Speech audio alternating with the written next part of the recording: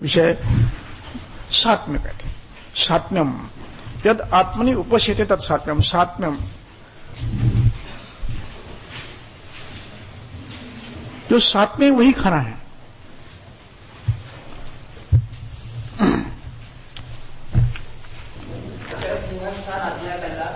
Page number 235 to number 20।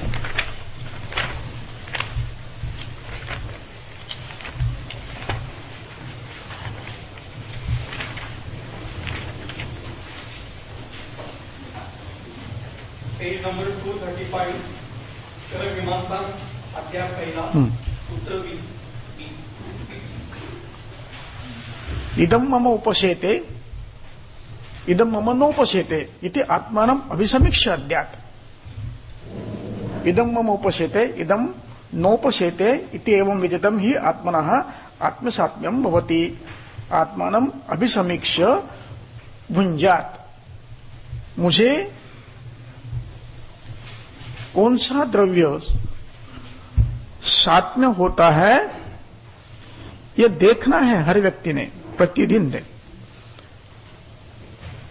अभी सात्म्य की संकल्पना थोड़ी स्पष्ट करना इसलिए चाहता हूं मैं कि इस बारे में यहां नहीं होगा, लेकिन पूरे अन्य क्षेत्रों में जहां जहां मैं जाकर आया हूं, जहां जहां पर मैं पढ़ता हूं पढ़ाता हूं, ऐसे क्षेत्रों में इस विषय में कुछ संभ्रम सा है।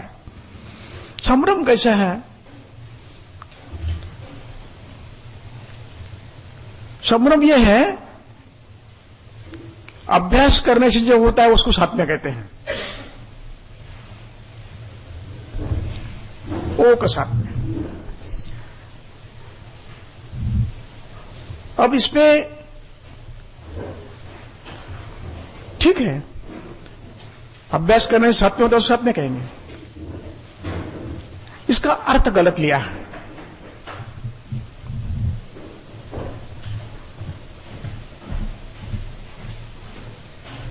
एक तो यद आत्मनि उपसेते तत् सात्म्यम, जो मुझे दीर्घकाल सेवन से भी व्याधिकर नहीं होता उसको सात्म्य कहते हैं।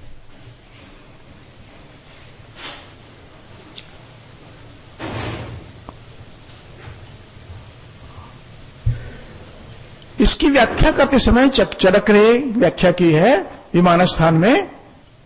क्या की है? कर ले।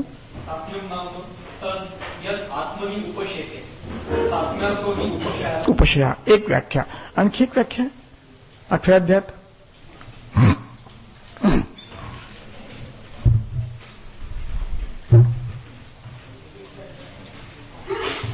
पेज नंबर 279 चरक मीमांसा 8 सूत्र क्रमांक 118 सात्म्यतः च इति। पेज नंबर 278 sorry 279 सूत्र क्रमांक 118 सात्म्यतः च इति सात्म्यम नाम तत् यत् सातत्येन उपसेव्यमानम उपसेते। सातत्येन उपसेव्यमानम, अभ्यास यानी सातत्य। सातत्य सेवन कर सतत सेवन करने के बाद भी जो अनुपशय नहीं देता उसका नाम सात्म्य है। उदरकेन अपि, दीर्घकाल सेवन के बाद भी जो कोई विकार नहीं करता उसी का नाम सात्म्य है। उसको अभ्यास सात्म्य नहीं कहते हैं। सततम अभ्यस्यमानम, इसका सतत प्रयोग करने के बाद भी जिससे मुझे कोई उपद्रव नहीं होता उदरकेन दीर्घकाल से भी, उसको सात्म्य कहते हैं। मैं दही रोज खाता हूं उसका नाम सात्म्य नहीं है। मैं ऋतु विपरीत आहार नित्य करता हूं उसका नाम सात्म्य नहीं है। इस अभ्यास को सात्म्य नहीं कहते हैं। सात्म्य उसको कहते हैं कि जो वस्तु सातत्य से अभ्यास करने के बाद भी मुझे अनुपशय करती नहीं, उसका नाम सात्म्य है। उपसेव्यमानम, मैं उपसेवन कर रहा हूं, अभ्यास कर रहा हूं, लेकिन उसका दुष्परिणाम मुझे दीर्घकाल से भी नहीं मिल रहा है, उसका नाम सात्म्य है। ऐसे कौन कर सकता है? जो हितकर द्रव्य है वही कर सकता है। अहितकर द्रव्य सतत सेवन से व्याधि करने वाला ही है। जो द्रव्य हितकर है, अग्नि विरुद्ध है, काल विरुद्ध है, ऋतु विपरीत है, प्रकृति विपरीत है, अग्नि विपरीत है, वो व्याधि करने वाला ही है। सतत से यदि कोई कहे मैं दही रोज खाता हूं, मुझे कुछ नहीं होने वाला क्योंकि मैं अभ्यास कर रहा हूं, नहीं। जो नित्य सेवनीय नहीं है उसका अभ्यास करना गलत है।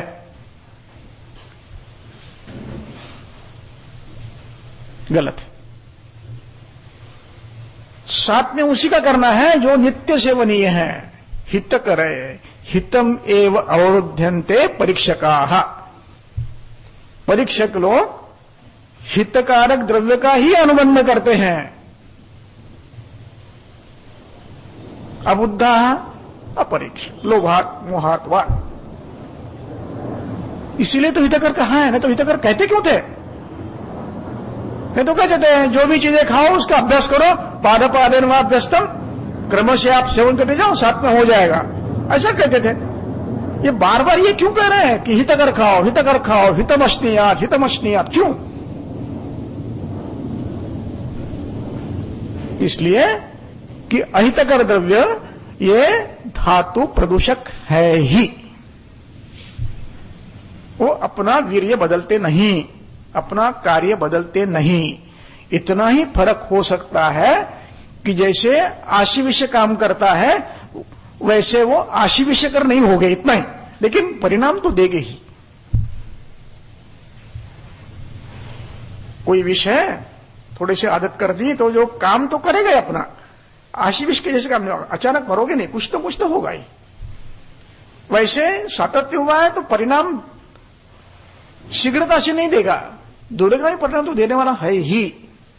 इसलिए जो द्रव्य अहितकर है उसका सात्म्यकरण ग्रंथकार को बिल्कुल अपेक्षित नहीं है। ये पत्थर की रेख है।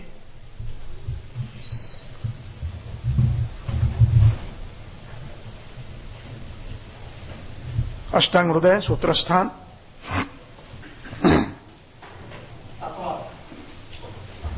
अध्याय 7वां श्लोक क्रमांक 51। आपके पास अष्टांग हृदय है किसी के पास? तो पढ़िए। आपको मेरी सबको एक विनंती है, जब मैं यहां पढ़ता था तो मुझे स्टाइपेंड कितना मिलता था? 100 रुपए। 100 रुपए। उस 100 रुपए में 50 रुपए जाते थे डब्बे के, बचे हुए 50 रुपए जाते थे बाकी रोज का कपड़ों को इस्त्री करना, साबुन लाना, ये लाना, ये इसमें पैसे कितने बचते थे? कुछ नहीं। इसलिए हम लोग एक डब्बे में 2 लोग खाते थे। हमारा एक मित्र था सूबेदार और मैं, नहीं तो राजू और मैं से 2 लोग थे। हम एक डब्बा मंगाते थे, सुबह शाम आधा आधा खाते थे। क्यों? घर से पैसे असंभव थे मंगाना। इस अवस्था में भी हमने 3 संहिताएं खरीदी थी, चरक, सुश्रुत, अष्टांग हृदय। ये हर एक के पास आवश्यक है। सटीक आज तक हिंदी भाषांतरित या मराठी भाषांतरित को किताब को स्पर्श नहीं किया है मैं। यदि आप करते हैं तो कल से बंद कर दीजिए। हम वो चरक ही पढ़ेंगे, हम मूल चरक ही पढ़ेंगे, हम चक्रपाणी ही पढ़ेंगे, हम दल्लन ही पढ़ेंगे। ये प्रतिज्ञा कर लो आज से, देखो क्या मजा आता है। स्वयं अनुभव करोगे आप।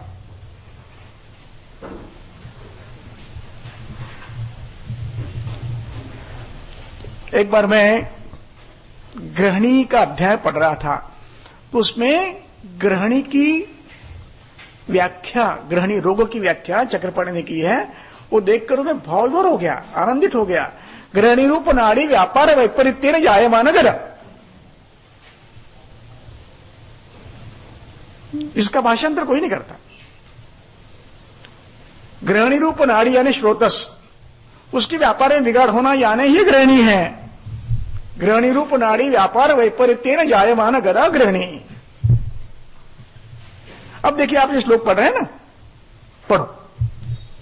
अष्टांगोदय सूत्र स्थान अध्याय 7 सूत्र क्रमांक 51 पेज नंबर 140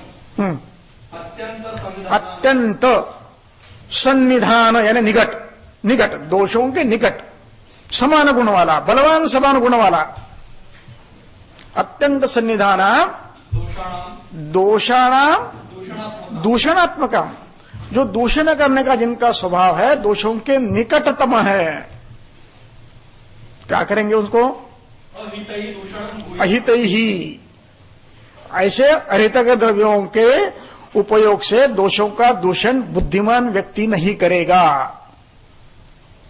बुद्धिमान विद्वान न कर्तुम अर्हति, विद्वान व्यक्ति ऐसे नहीं करेगा।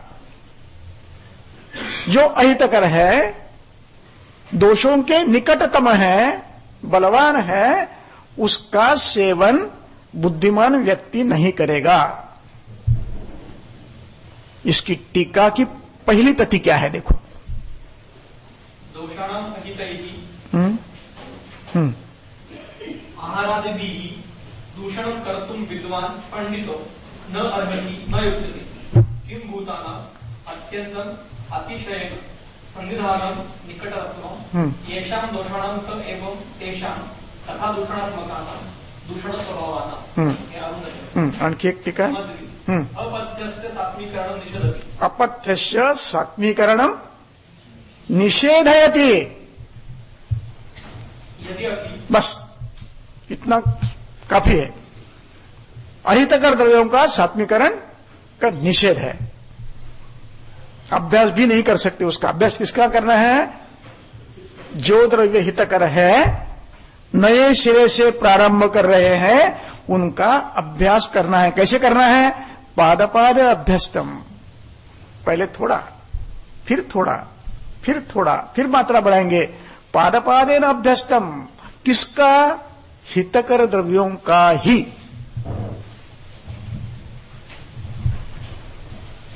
आया?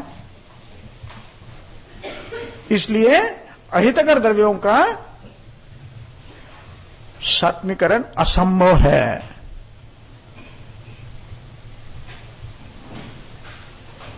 तो हम यदि मन में ऐसी कुछ शंका है कि जो अहितकर पदार्थ है, हम थोड़ा थोड़ा करके आदत करेंगे और रोज सेवन करेंगे, कृपया बुद्धिमान हो तो ऐसा मत करो।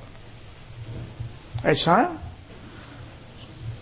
विद्वान न कर्तुम अर्हति। विद्वान ने ऐसे नहीं करना है। इसके उल्टा उदाहरण देता हूं आपको। विमान स्थान के पहले अध्याय में लवणम नात्युपयुंजित वाक्य है। लवणम नात्युपयुंजित। पेज नंबर 234 सूत्र क्रमांक 18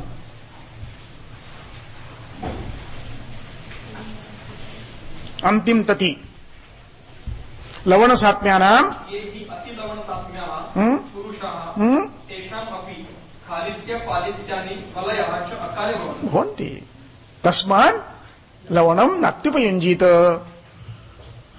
आज तक लवण सात्म्य है, कोई व्याधि नहीं हुआ है, उदर से होने वाला है।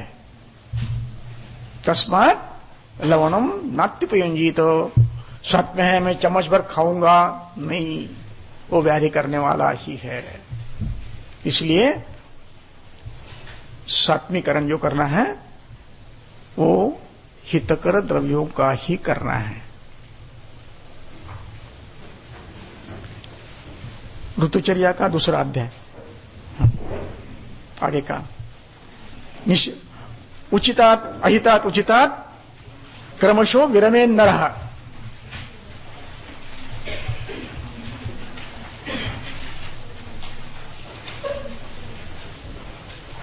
ऋतुचर्या का अगला अध्याय, हाँ उसी में है। पेज नंबर 51, सूत्र क्रमांक 36, सूत्र स्थान अध्याय 7वां, सूत्र क्रमांक 36, बस थांबा। Page number 51। क्या लिखा है? उचितात् बस सबको मिला। उचितात् अहितात् विरमेन नरः। क्या मतलब है इसका? उचितात् की टीका पढ़िए। उचितात् चरक सूत्रस्थान सातवां, अध्याय 7 51 श्लोक। पेज।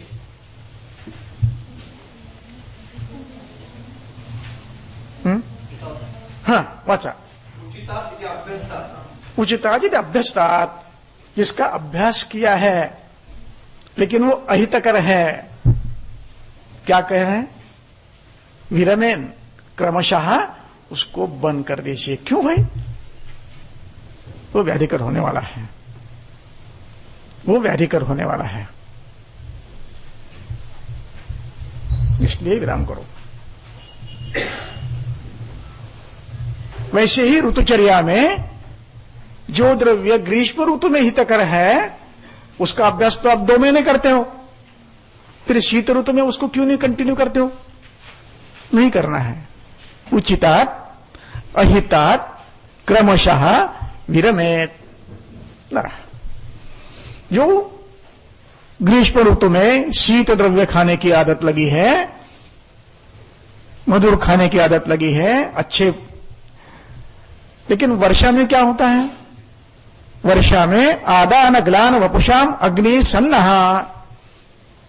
आदान काल हो जाने से, आदान काल हो गया है, अग्नि ग्लान हुआ, शरीर म्लान हुआ है, म्लान हुआ है, कृश हुआ है। ऐसे कृश शरीर में अग्नि भी कृश होता है। आदान ग्लान वपुषाम अग्नि सन्नहा। वर्षा में सन्नः अपि सीदति। वर्षा ऋतु में सद्द अग्नि और सन्न होता है। इसलिए ग्रीष्म ऋतु में जो हम आहार कर रहे थे उसको क्रमशः विरमेत नरः। क्यों? वो अब अहितकर है। हालांकि हम अभ्यस्त हैं उसके, लेकिन अब नहीं चलेगा। इसलिए सात्विकरण किसका करना है? ऋतु अपने काल से, अग्नि के विचार से मुझे जो हितकर है उसका सात्विकरण करेंगे। इसलिए वाक्य है यत् आत्मनि उपशिते तत्सेव्यम। हर ऋतु में, हर अवस्था में, ऋतु काल इत्यादि में ये करेंगे। जो नित्य सेवनीय द्रव्य है जैसे दूध, ये भी सात्म्य है, आजीवन सात्म्य है, लेकिन अवस्थावश ये भी असात्म्य हो सकते हैं। इसलिए व्याध्यावस्था में देना है तो ये जीवन सात्म्य है, इसलिए आमवात में दूध देने में कोई आपत्ति है या नहीं है? नहीं देंगे।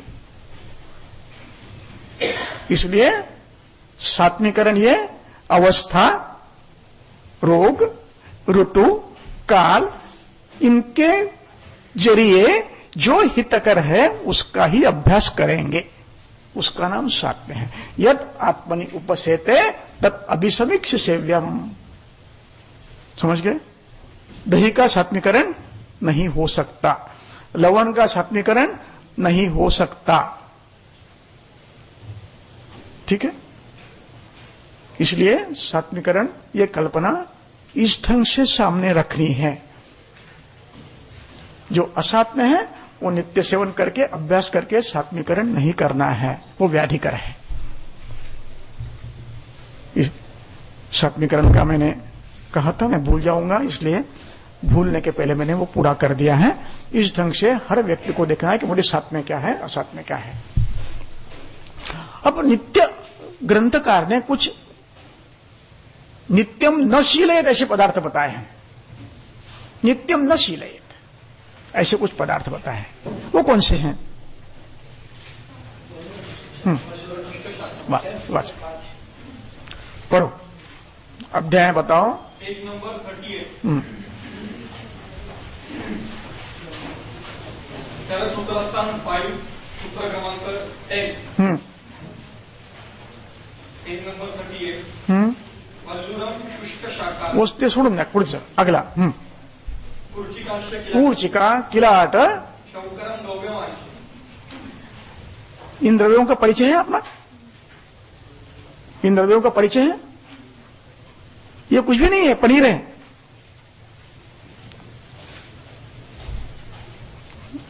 वो कलकत्ता की वो मलाई, ये स्वीट कौन सा आता है? गुलाब नहीं, वो ये है वो किलाट कूर्चिका मोरणादया न नित्यम शीलयेत ते विष्ठम भी है, गुरु है। ये नित्य सेवन ये नहीं है। लेकिन आजकल परंपरा कैसी है? पनीर, आलू पनीर, पालक पनीर चल रहा है।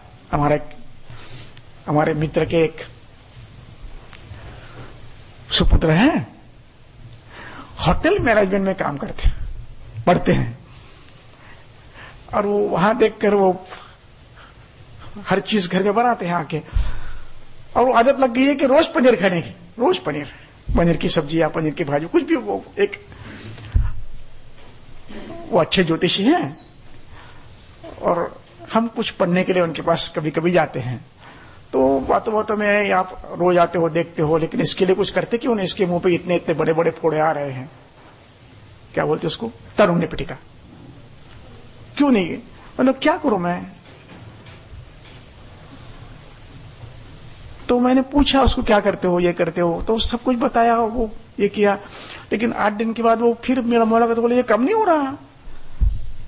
तो मैंने कहा आपने सब कुछ बंद कर दिया? हाँ।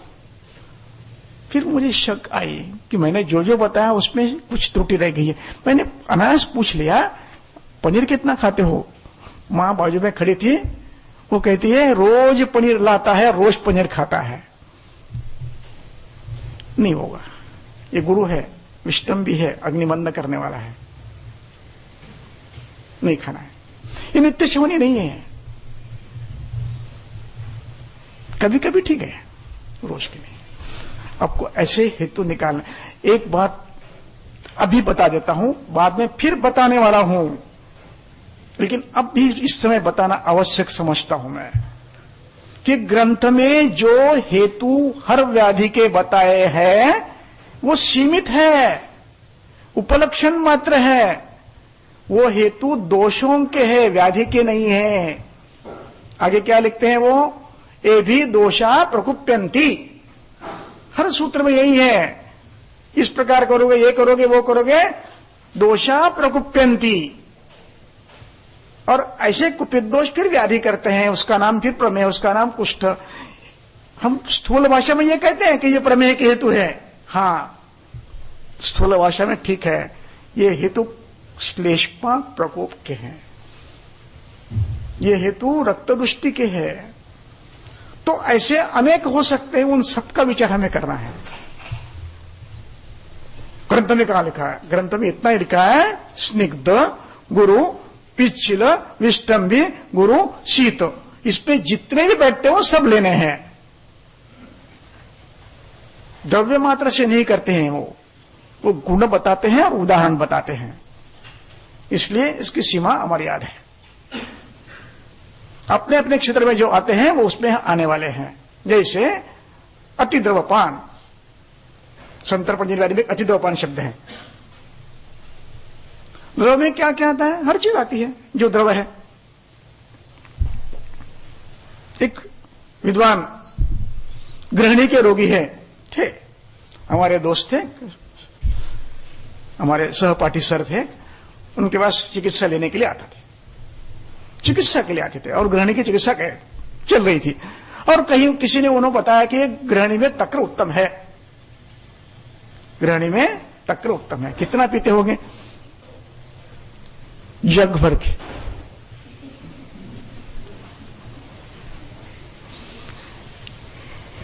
वो आता है ना,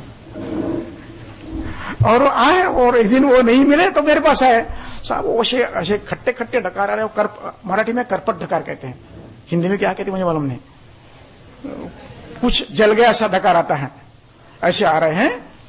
और मतलब क्यों, क्या बात है, नहीं चिकित्सा चल रही है, फिर क्या क्या खाते हो, कितना खाते हो, कितना पीते हो, तो बोले सुबह एक जग भर पी लेता हूँ, शाम में एक जग भर पी लेता हूँ। बोला वाह बहुत अच्छा। इस ढंग से आपको द्रव कहने पर द्रव का भी अनुमान करना है, अति द्रव से भी आपको करना है। ऐसे बहुत मिलेंगे आपको, मैं किससे बताता जाऊंगा, जैसे आपको मैं संतर्पण व्याधि में जाऊंगा तो आपको किससे बहुत बताऊंगा ऐसे। इसलिए जो सात्म्य नहीं है, जो हितकर नहीं है, उसका सात्मीकरण नहीं करना है। चलो आगे अभी नया विषय प्रारंभ करते हैं।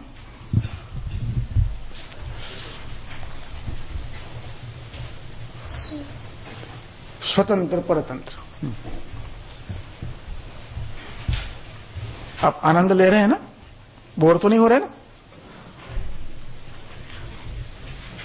नहीं तो मैं विषय बदलते जाता हूं जिससे नींद ना आए। अरे अच्छा है कि भोजन के बाद समय कुछ बहुत मिला है तो नींद अपने आप हट जाती है, चाय वाय हो गया है। बड़ा धन्यवाद देता हूं मैं संयोजकों की, अच्छा समय नहीं चुना है, नहीं तो मैं बोलते जाता हूं चलते रहता है। मुझे झट से सब्जेक्ट बदलना पड़ता है, कुछ कहानी बतानी पड़ती है, कुछ अच्छे अच्छे विषय देने पड़ते हैं, तब जाके फिर उत्साहित हो जाते हैं। ऐसा कुछ भी नहीं है, इसलिए वो चिंता मुझे नहीं है। अब जहां कुछ ऐसा लोग आता है तो मैं झट से कहानी बता देता हूं एक आधी, तो फिर जाग जाते हैं लोग। तो अभी विषय है कि दोष प्रकोप जो हमने कल सुना है, कल पढ़ा है। आशा है कि आप कुछ कुछ तो समझ गए होंगे, नहीं समझे होंगे तो दोष आपका नहीं है, मेरा है। मैं कुछ कम पड़ गया हूं समझाने में, ये मेरी जिम्मेदारी है आपको समझाना। आशा है कि आप समझ गए होंगे। अब इसमें एक बहुत ही महत्वपूर्ण विषय है, बहुत ही महत्वपूर्ण है।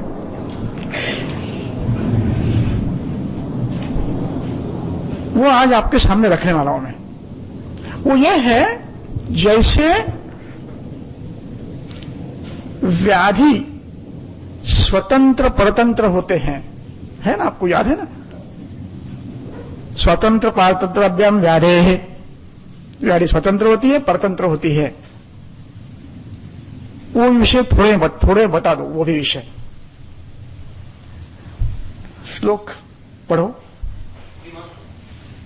स्वतंत्र पारतंत्राभ्याम अष्टांग हृदय सूत्रस्थान दोष भेदी अध्याय 12 सूत्र क्रमांक 7।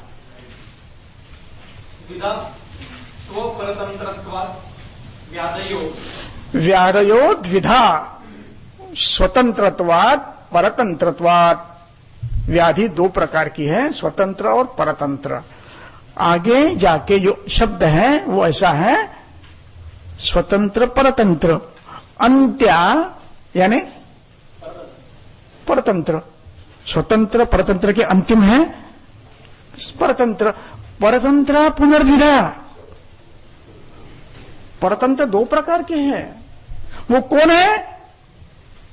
पूर्व रूप और उपद्रव। अब पूर्व रूप परतंत्र है, रूप परतंत्र है, उपद्रव पर स्वतंत्र कौन है?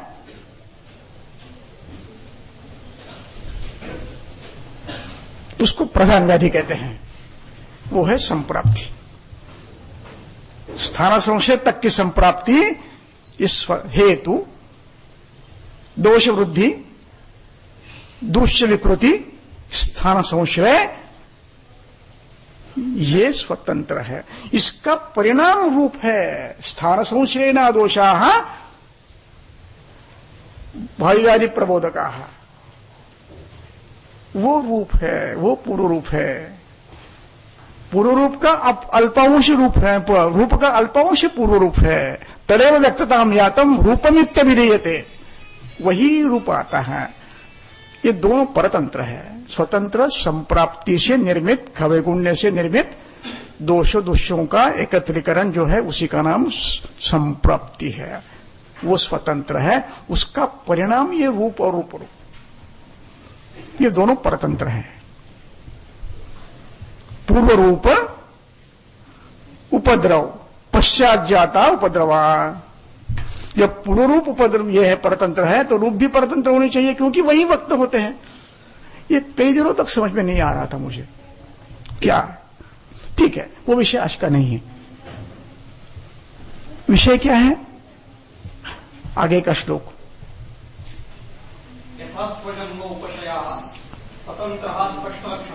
ठीक है, उसके आगे का श्लोक।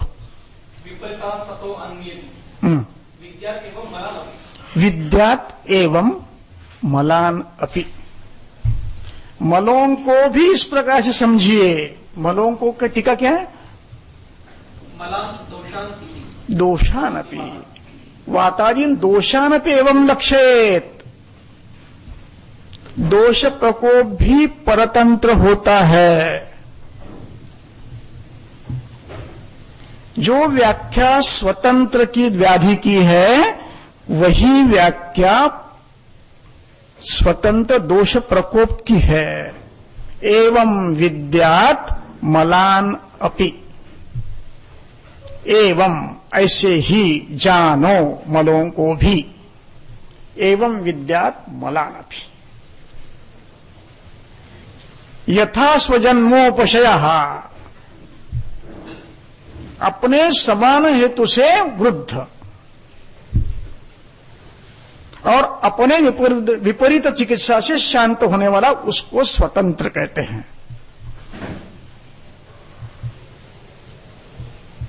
एक लक्षण और है स्पष्ट लक्षणाः, वो फिर कभी बताऊंगा। जो अपने स्वतंत्र समान गुणों के हेतुओं से उत्पन्न होता है और विपरीत गुणों से शांत होता है उसको स्वतंत्र कहते हैं। स्वतंत्र दोष प्रकोप कहते हैं। ग्रंथकार एक जगह कहते हैं कि हम इस ग्रंथ में जो भी बताते हैं वो अनायास नहीं बता रहे हैं, उसके पीछे कुछ तत्वज्ञान है, उसके पीछे कुछ कारण है, उसकी उपयोगिता है। मात्राशीति अध्याय।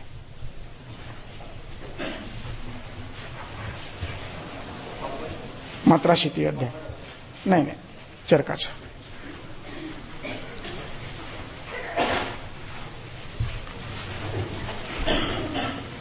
न अकारणम मन्येत, हमने जो बताया है वो न अकारणम मन्येत। पेज नंबर 37 सूत्र क्रमांक 6। न चैव मुख्य द्रव्ये गुरुलाघवम अकारणम मिला न एवं। हमने गुरु पदार्थ, लघु पदार्थ, गुरु पदार्थ दोष वृद्धि कर रहे हैं, लघु पदार्थ अग्निलिप्त करने वाले हैं वगैरह वगैरह वर्णन आगे हैं। तो हमने द्रव्यों का गुरु तो बताया, लघु तो बताया। मुद्ग, शाली ये लघु है, माश इत्यादि गुरु है, ये हमने अकारण नहीं बताया है।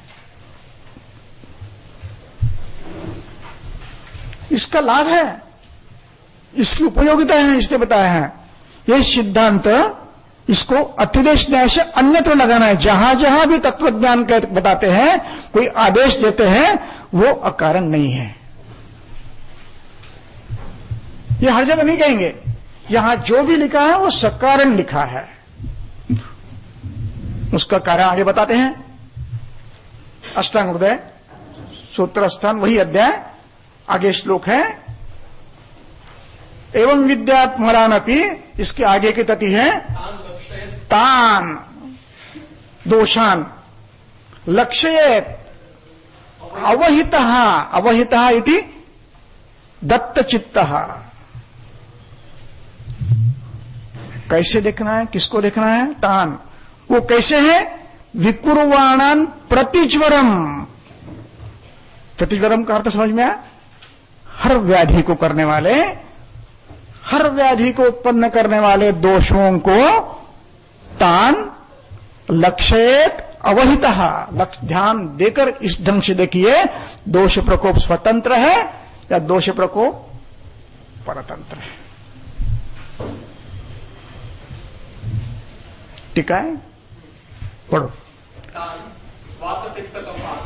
यथास्पदोपश्य लक्षण अवच्छिन्न स्वरूपान् प्रतिज्वरम् इति प्रतिविकारम् विकुर्वाणान् विकृति कोपम गच्छतो जानीय। हर व्याधि को वैद्य को ये देखना है कि मेरे पास जो रोगी आया है उसका व्याधि में वात प्रकोप है, तो वात प्रकोप स्वतंत्र है या परतंत्र है।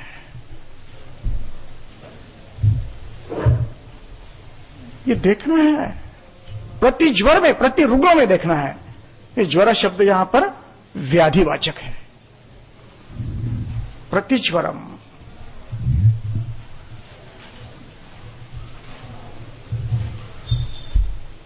क्यों देखना है?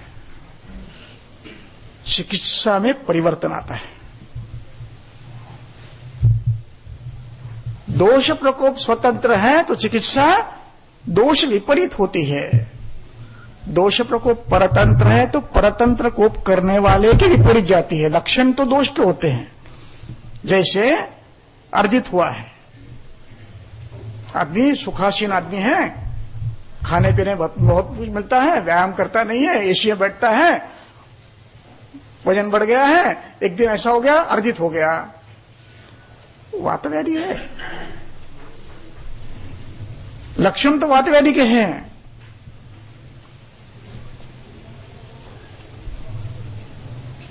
एक हाथ, एक पैर, मुंह टेढ़ा, कानों से सुनाई नहीं आ रहा, लेकिन ये वात प्रकोप स्वतंत्र नहीं है, अपने कारणों से नहीं हुआ है। कफ के कारण अवरुद्ध गति से हुआ है, या तो आमोदोषों से अवरुद्ध गति से हुआ है, या तो रक्तावृत हुआ है, या तो मेदावृत हुआ है, या तो कोई अर्बुद हुआ है, या तो कोई विधृति हुई है और व्याधि हुआ है। चिकित्सा किसकी करनी है आपको? कारण की करनी है। परतंत्रता, दोष प्रकोप, वात प्रकोप जिसके कारण हुआ है, हो सकता ग्रंथि हो सकता ब्लड क्लॉट हो सकता ब्लीडिंग हो सकता ग्रोथ हो। अन्यथा अगर हम इसको वात को स्वतंत्र समझ के स्निग्ध इत्यादि दूध आदि देंगे तो वो बढ़ जाएगा। इसलिए महारोगाध्याय में वात व्याधि का वर्णन करते हुए वो क्या लिखते हैं? इस लक्षणों को देखकर वात व्याधि कहेंगे कौन? कुशलाः। कौशल्य किसमें है? वात व्याधि तो है, स्वतंत्र है या परतंत्र है। चिकित्सा में परिवर्तन आएगा। तो कुशल व्यक्ति है, लोग तो नहीं तो आम आदमी कहते हैं मुझे वाह हुआ है करके, उसमें हमें फर्क क्या हुआ? वो भी कहता है गुरुदृष्टि हुआ है, मुझे साइटिका हुआ है, उसमें और मेरे फर्क क्या है? मैं ये समझता हूं कि इसके हेतु संतर्पण के हैं, ये संतर्पण जन्य है, मुझे चिकित्सा अपतर्पण करनी है। हाँ, वातव्याधि है। अध्यवसन्ति कुशलाः, कौशल्य इसमें है कि ये चरक, हाँ सूत्र क्रमांक 12, हाँ, पेज नंबर 114, चरक सूत्र महारोगाध्याय अध्याय 20, सूत्र क्रमांक 12, पेज नंबर 114।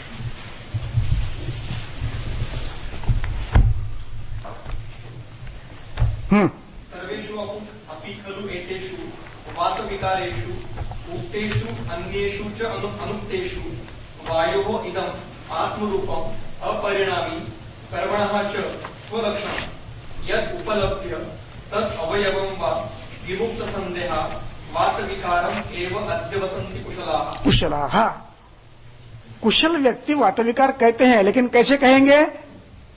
दोष प्रकोप स्वतंत्र है, दोष प्रकोप परतंत्र है, चिकित्सा किसकी करनी है ये निश्चय करेंगे।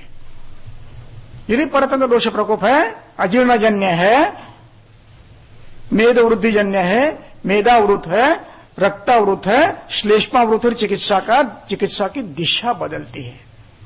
शुद्ध वातज है तो स्नेहन देना है। इसलिए दोष प्रकोप स्वतंत्र है या परतंत्र है, ये प्रतिज्वर देखना है।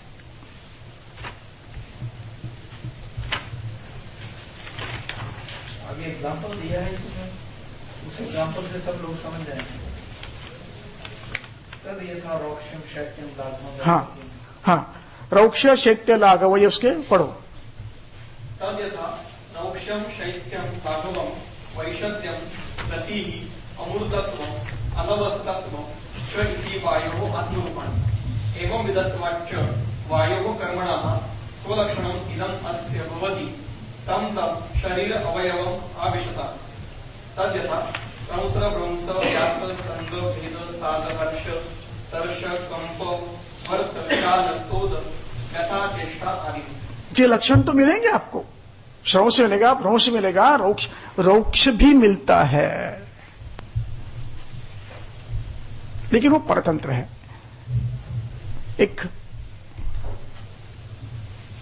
1976 की बात है, लेरे सर आपके यहां भी शायद कुछ समय तक डीन थे, डायरेक्टर थे, लेले सर, वो हमारे एचओडी थे, प्रिंसिपल थे हमारे यहां, डीन थे। और एक 10-12 साल की लड़की एडमिट हुई थी, उसको था इक्थियोसिस। इक्थियोसिस में क्या होता है, हर 21 दिन को स्किन निकल जाती है, विमोक होता है, और फिर यह नहीं आती है, वो धीरे धीरे रुक्ष पुरुष खर विशद कृष्ण होती जाती है, कड़क बनती है, बड़ी बड़ी होती है, थिक हो जाती है। ये देखकर हम क्या समझ गए सब लोग, वातज है, रुक्ष है, पुरुष है, खर है, विशद है, कृष्ण है, वातज है। और हम स्नेहन कर रहे हैं, स्नेहन दे रहे हैं, अभ्यंग कर रहे हैं, अभ्यंतर स्नेहपान कर रहे हैं, कोई परिवर्तन नहीं है। तब तक मैं अस्वतंत्र था। अब लेले साहब की ट्रांसफर हो गई और मैं अब रोगी अपने बुद्धि से देखने लगा। तब तक अपने बुद्धि से नहीं देखता था मैं, सर कहेंगे वो करेंगे। अब मुझे जिम्मेदारी आ गई। अब मैंने देखा कि उसको त्वग्दरण हो रहा है, मांसदरण हो रहा है, व्रण हो रहे हैं त्वग्दरण के साथ, और वेदना दाह हो रहा है। मेरे दिमाग में एकदम क्या आया, पित्त विकार, 80 पित्त विकार है, त्वग्दरणम मांसदरणम च। उसी पेज पे नेक्स्ट कॉलम में पेज नंबर 114 सूत्र क्रमांक 14 पित्त विकारा शतवारिशतम अतः ऊर्ध्वम अनुव्याख्यास्यामः। उस पर त्वग्दरणम मांसदरणम च पढ़िए बस, अंगावधरणम च त्वग्दरणम च, बस ये मेरे ध्यान में आया। ये पित्त विकार है, हालांकि वृक्ष पुरुष विषद खर है, लेकिन विकार ये पैत्तिक है। मैंने झट से रक्त मोक्षण किया और आश्चर्यकारक घटना यह हुई कि 15 दिन में उसके दोनों हाथ दोनों पैर स्वच्छ हो गए हैं, विथ नो रिकरेंस।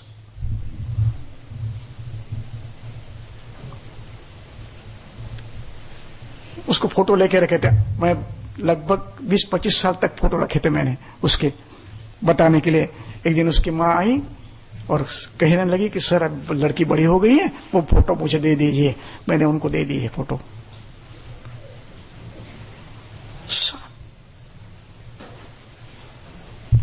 ये व्याधि स्वयं शांत होने वाला ऐसे लोग कहते हैं, ठीक है, लेकिन हमने शीघ्रता से कर सकते हैं रक्त मोक्षण करके।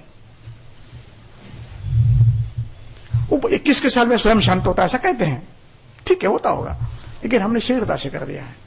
दोबारा नहीं हुआ है। ये स्वतंत्र परतंत्र का विचार आवश्यक है। और किससे बताऊं थोड़े से, तो समझ में आएगा और अच्छी तरह से समझ में आएगा।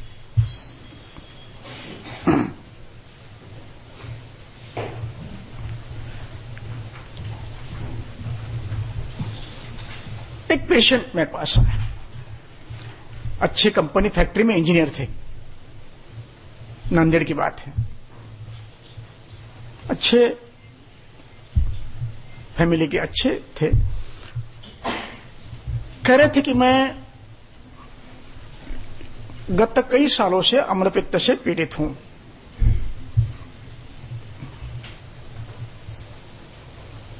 और बाकी आपको बताता नहीं मैं वो क्या क्या लेते थे। वो तो उन्होंने वो हमेशा का ये रहता है कि जो मॉडर्न मेडिसिन का चलता है वो चलता रहता है। वो मैं अपने पास रोग प्रायः उस समय तक तो सब करने के बाद ही आते थे, लेकिन अब परंपरा बदली है, अब पहले आते हैं।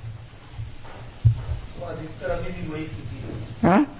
अधिकतर अभी भी वही स्थिति है, वहां से जवाब हो जाता है। हाँ, तब आते हैं, इसलिए आसान हो जाता है काम। काम इसलिए आसान है कि सब तरह की परीक्षा हो गई है, सब दवाइयां उपयुक्त हो गई है, अब अपना काम खाली बचा है, सिर्फ अपना काम बचा है, कोई प्रॉब्लम ही नहीं है, अब आसान हो गया है। मैंने कहा ठीक है। अब ये देखिए, दारू नहीं पीते, तीखा नहीं खाते, मीठा नहीं खाते, ज्यादा मिर्ची नहीं, मसाला नहीं, चाय नहीं, कॉफी नहीं, फिर भी अम्लपित्त क्यों? अम्लपित्त के हेतु क्या है?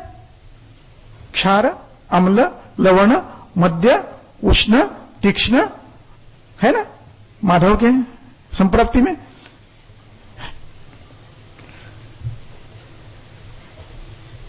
एक किस्सा और बताऊं। इसी संस्था में मैं जब पढ़ रहा था तो हमारे सर ने मेरी परीक्षा देखने के लिए ऐसे पेशेंट मेरे सामने रखा। मैं उसमें फेल हो गया, उस समय तो फेल हो गया, मैं बाद में पास हो गया और आज तक पास हूं। कहने लगे, वो नाम से पुकारते थे मुझे, या तो लघुबाग भट्ट कहते थे या तो अनंतराव कहते थे, बड़े प्यार से कहते थे। कहते थे इसको वमन दिया है, विरेचन दिया है, रक्तमोक्षण दिया है, हर 15 जन को अम्लपित्त होता है, क्या करोगे?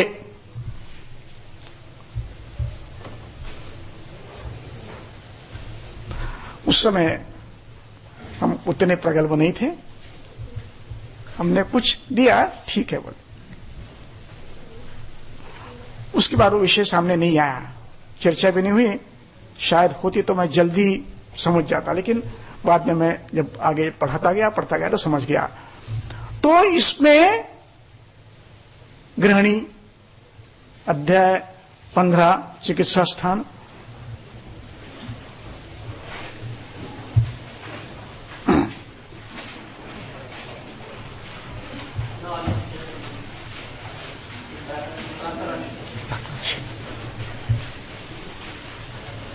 पेज नंबर 525, चिकित्सा स्थान 15वां अध्याय, सूत्र क्रमांक 237, पेज नंबर 525। प्रातराशे तू अजीर्णे अपनी सायं आशो न दुष्यति। प्रभात का, सुबह का खाना यदि थोड़ा सा अजीर्ण रह जाता है, उस पर आप कुछ भोजन कर भी लेते हो तो वो उतना हानिकारक नहीं है। इसका दूसरा अर्थ क्या हुआ? विपर्य से सायंकाल का भोजन अजीर्ण अवस्था में होते हुए यदि आप सुबह उसमें कुछ डालते हैं तो वो सायं आस्यो ही दुष्यति, प्रातरास्यो ही दुष्यति। सायंकाल के भोजन का कुछ अंश अपरिणत रहा हो, उसमें आप सुबह कुछ भी डालते हो तो वो विदग्ध होता है।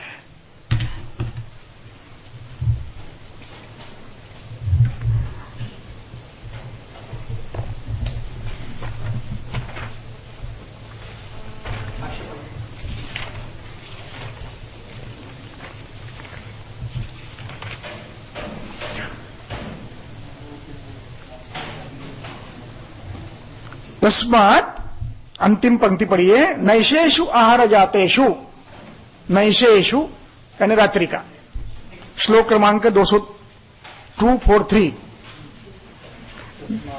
नैशेषु यानी रात्रि का, आहार जातेषु न निकाल दीजिए, अविपक्वेषु, नैशेषु आहार जातेषु अविपक्वेषु न अन्यत,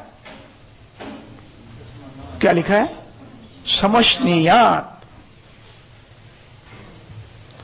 रात्रि के आहार का अजीर्ण हो, अपरिणत हो, तो उसमें बुद्धिमान व्यक्ति ने, आयुष्य की इच्छा रखने वाले ने कुछ भी नहीं डालना है। तत्सर्वम विदह्यते, यत्किंचित अशुद्धम पीतम लीडम तत्सर्वम विदह्यते। यह अम्ल पित्त की परतंत्र संप्राप्ति है। इसका वर्णन काश्यप संहिता में बहुत अच्छे ढंग से किया है, चरक में भी किया है, यहां पर। इस पे चिकित्सा कैसी करोगे आप? आप रोज इसको सूत या प्रवाह दोगे? रोज प्रवाह, रोज सूत से कर, कब तक करोगे? हेतु क्या है? सुबह रात्रि का आहार अपरिणत अवस्था में सुबह उठ के कुछ ना कुछ खा रहे हैं, या तो दूध पी रहे हैं, या तो डबल रोटी खा रहे हैं, या तो कुछ अर्दिया खा रहे हैं। सीजन है ना ये अर्दिया खाने का। ये परतंत्र दोष प्रकोप करता है, इसलिए देखना आवश्यक है। हर व्यक्ति में दोष प्रकोप स्वतंत्र है। यहां पर चिकित्सा आपको कुछ नहीं करनी है। क्या करना है? सुबह का जो है वो बंद कर दीजिए खाना, बस। लेकिन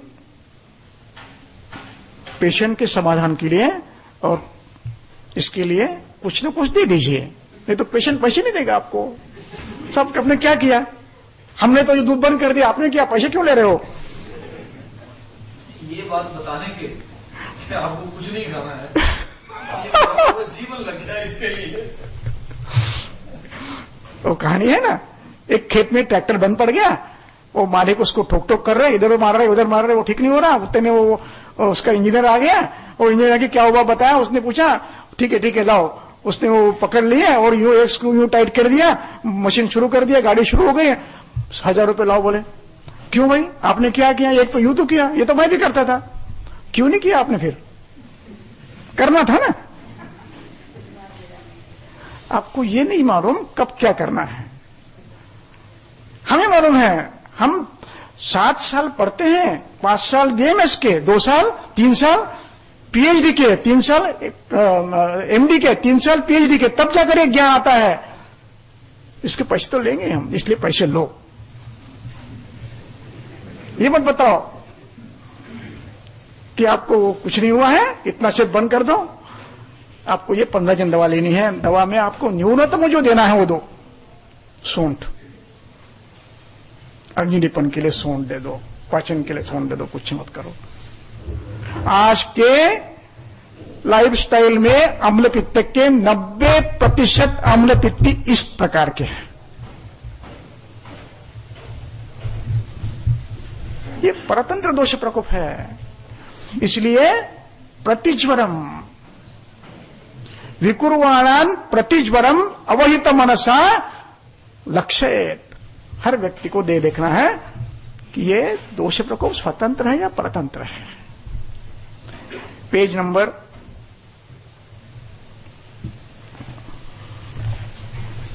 मैंने निकाल के रखा था, फिर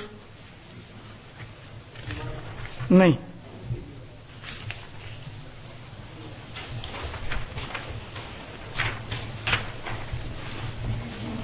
पेज 613 श्लोक 16। आप ही पढ़िए, आप ही अर्थ लगाइए और आप ही मुझे बताइए क्या लिखा है इसमें।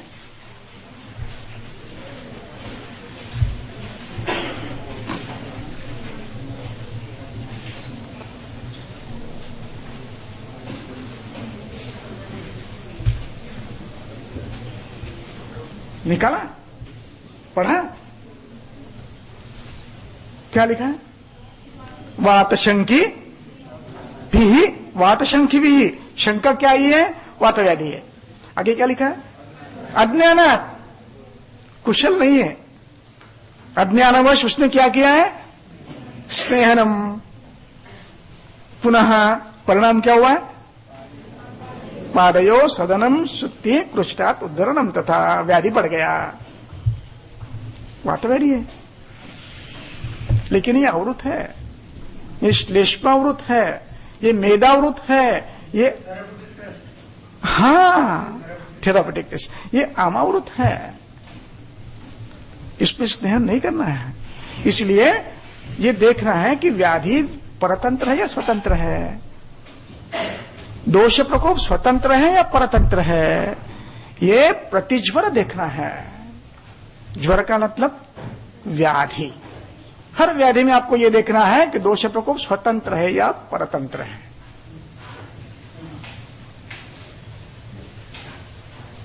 इतना काफी है, समझ गया? हर व्यक्ति में आपको देखना है, हर व्याधि में देखना है, स्वतंत्र है कि परतंत्र है। ज्वर होता है ना, आप पानी में भीग के आए, जुकाम हुआ, प्रतिशय हुआ,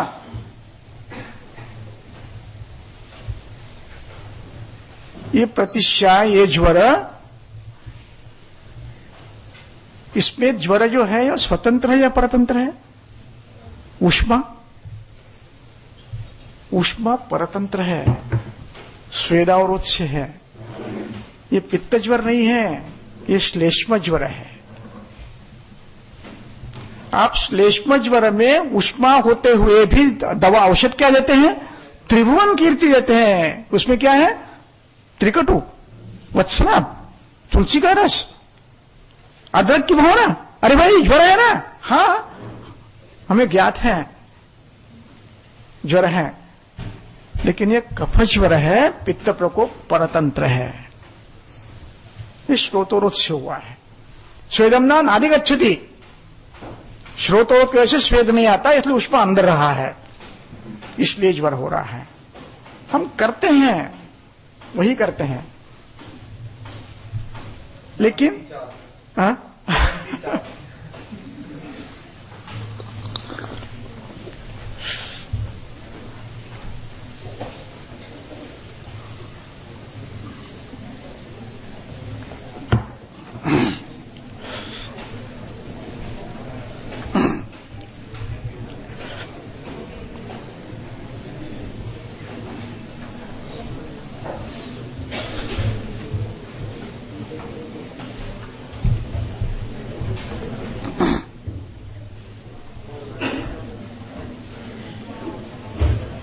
आजकल गुरुजी एक ट्रेंड चला है, ये नया ट्रेंड रिसेंटली आ रहा है, प्रातः कुछ नहीं खाना, प्रातः में कुछ नहीं खाना, हाँ, दोपहर को सलाद खाना और रात को भरपेट भोजन करना। ये एक ट्रेंड आया है। और रात सुबह इसलिए नहीं खाना कि रात 12 बजे तक तो खाने का प्रोग्राम चलता है, बराबर है, तो उसके लिए वो प्रातः ना खाना जो है वो उचित है। बिल्कुल उचित है, सुबह नहीं खाना चाहिए। लेकिन हमें आदत लगी है, फिलहाल तो आदत है कि हम सुबह उठ के ब्रेकफास्ट इतना फास्ट करते हैं कि बस पूछो मत, उठे बराबर खा लेते हैं। गलत है। नहीं, अगर जिस व्यक्ति ने शाम को 7-8 बजे से पहले अपना भोजन कर लिया है, उसको क्या करना? उसको भी सही कालो मतः प्रस्तुष्टे विन्मूत्रे हृदशिमले दोषे स्वपतके विशुद्धे चोत्कारे उद्रिक्ते च अग्नौ विशदकरणे देहेज सुलघौ प्रयोंजीताहारम विधिनियमिता सही कालो मतः। ये याद होना चाहिए आपको, परीक्षण में हर मुद्दे को रखना है। आप इतना होने के बाद खाते हो या उसके पहले खाते हो? पहले खाते हैं तो ये त्रिदोष कोप का निमित्त है और वो परतंत्र है। जीवनाहार के लक्षण बताएं। हाँ, उद्गार शुद्धि उत्साह, ये परीक्षण में आना चाहिए। आप भोजन कब करते हो? इन लक्षणों के निर्माण के बाद करते हो या उसके पहले करते हो? और ये लक्षण निर्माण होने के बाद भी आप भोजन नहीं करते हो तो वो भी लिखो, कालातीत भोजन कर रहे हो। वो भी प्रदोष प्रकोप करता है, त्रिदोष प्रकोप करता है, परतंत्र करता है। कालातीत भोजन भी परतंत्र दोष प्रकोप करता है। कालातीत भोजन, एक किस्सा बताता हूं तो आप समझ जाओगे मैं क्या कहना चाहता हूं। एक पूना में विद्यार्थी था, कंप्यूटर में बीकॉम कर रहा, कंप्यूटर में कुछ बीएससी कुछ रहता, वो कर रहा था। तो उसको अचानक सिरदर्द शुरू हो गया, चक्कर आने लगे, सिरदर्द, इतना सिरदर्द की सिर पटकने की इच्छा होती है दीवार पर। नहीं पटका नहीं उसने, लेकिन इच्छा होती थी।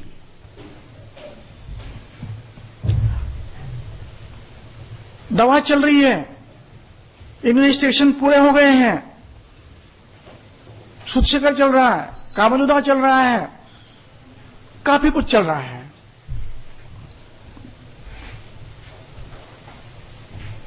कभी कुछ व्याधि ठीक होने को उचित समय आना आवश्यक होता है, भाग्य की बात है।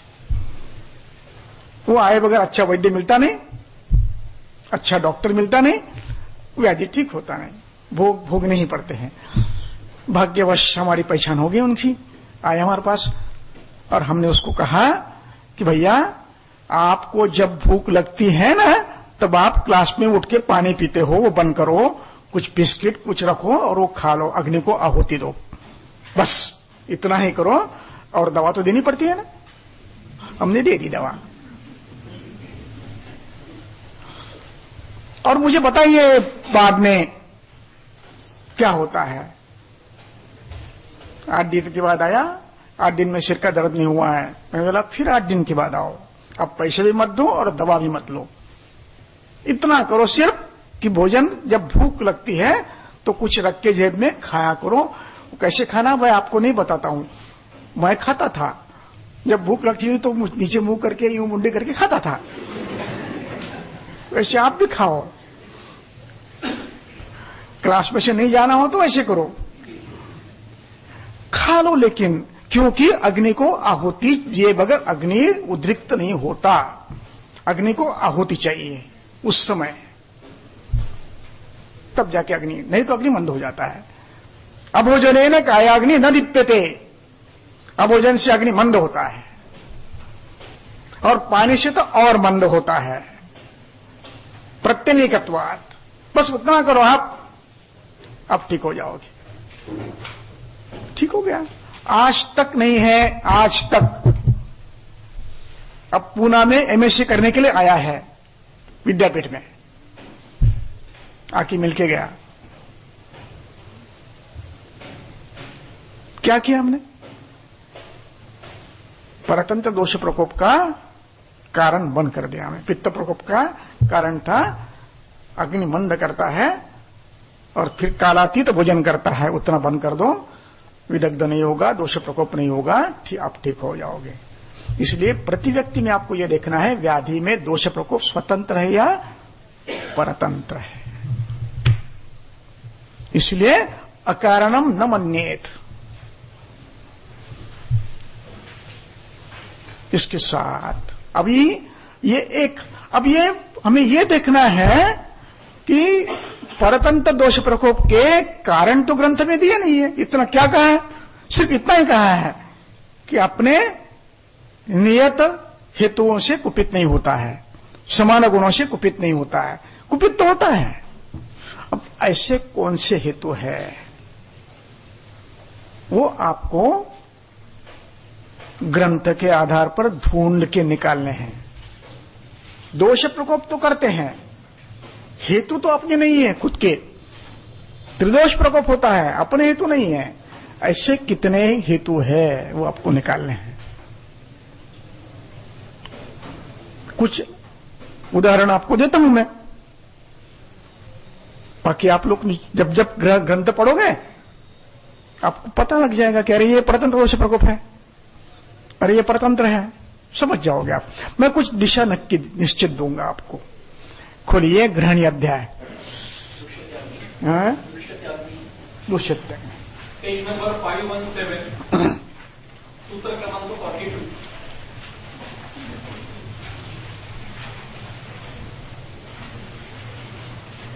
चरक चिकित्सा अध्याय 15, पेज नंबर 517, सूत्र 42। अभोजनात, अजीर्णात, अतिभोजनात, विषमाशनात, असात्म्य गुरु शीत, अतिरूक्ष संदुष्ट भोजनात, विरेक वमन स्नेह विभ्रमात, व्याधिकर्षणात, देश काल ऋतु वैषम्यात, वेगानांच विधारणात, दुष्यति अग्नि। इन कारणों से अग्नि दुष्ट होता है। भोजन सबसे पहला, अभोजन सबसे पहला है। अभोजन से अग्नि दुष्ट होता है। क्यों? अग्नि बलवान होने के लिए मात्रा आहार आवश्यक है। 27 अध्याय सूत्र पहला, 27 अध्याय 27 सूत्र स्थान अध्याय पहला, अध्याय 27 श्लोक क्रमांक 3।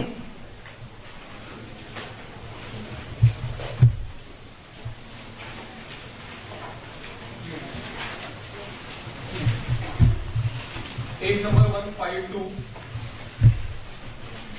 चरक सूत्रस्थान 27 27 अध्याय, सूत्र क्रमांक 3, पेज नंबर 152। इष्टवर्ण गंध रस स्पर्शम विधि विहितम अन्नपानम प्राणिनां प्राणि संज्ञकानां प्राणम आश्पते कुशला प्रत्यक्ष प्रदर्शना तद इंधना की अंतरग्नि स्थिति। क्या लिखा है? तद ईंधना, इस ईंधन के आधार पर अंतराग्नि की स्थिति है। अंतराग्नि को ईंधन जब तक नहीं मिलता तब तक वो प्रदीप्त नहीं होता। आप नहीं दोगे वो बुझ जाएगा। लकड़ी डालिए चलती रहे। इसलिए जब भूख लगती है तब आपको अग्नि समान गुणों के लघु आहार का, उष्ण आहार का दान करना है। इसलिए हम लोग कहते हैं भोजन में जानिजे यज्ञ कर्म, ये यज्ञ कर्म है। अग्नि को आहुति देना है, उसको प्रदीप्त करना है तो जीवन मिलता है। समय पर करो, इष्ट करो, विधियुक्त करो, मात्रा युक्त करो तो अग्नि बचेगा आपका। यदि आप नहीं करोगे अग्नि उसी अध्याय में पेज क्रमांक 211, उसी अध्याय में श्लोक क्रमांक 211। 27 में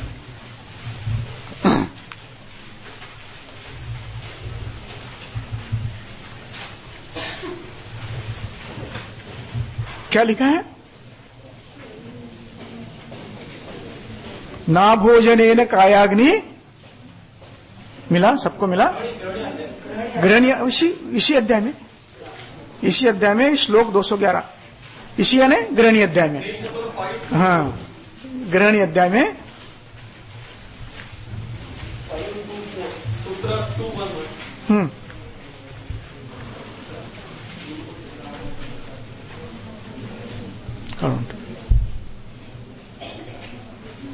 ना भोजन काढून ठेव।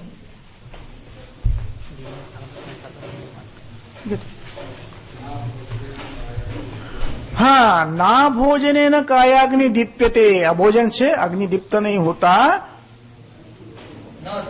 नाति भोजने न, आगे की तति उसका स्पष्टीकरण करती है। यथा निरंधनो वन्नी, अल्पो वन्नी अल्पो वा